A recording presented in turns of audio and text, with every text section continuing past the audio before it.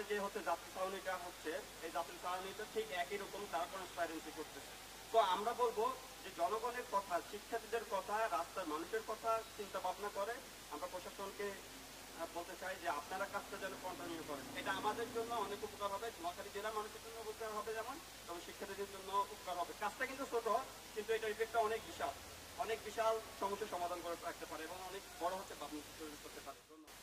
সোনাপুরের মতো এমন একটা জায়গা, যে জায়গা হচ্ছে জনবহুল এবং হচ্ছে খুবই একটা সংকীর্ণ জায়গা।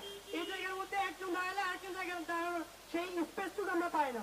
এত পরিমাণ গাড়ি, এত পরিমাণ হচ্ছে যানজট।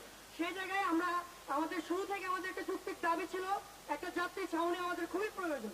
সেই জায়গা থেকে যখন প্রশাসন একটা উদ্যোগ নিল যে একটা যাত্রী ছাউনির প্রয়োজন, অবশ্যই যে যাত্রী ছাউনির ফলে জনগণের দুর্ভোগটা কমবে, কিন্তু কিছু কুচুক্তি মহল, রাজনৈতিক ব্যক্তিবর্গ তাদের ব্যক্তি স্বার্থ হাসিলের জন্য তারা এই কাজটি বিভিন্নভাবে প্রশ্নবিদ্ধ করতে চেষ্টা করছে।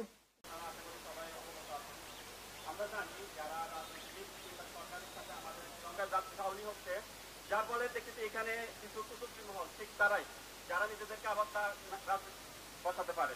তো আমরা আমাদের এখানে নোয়াখালী এই যে সোনাপুর 0 পয়েন্ট, এখানে কেন আমাদের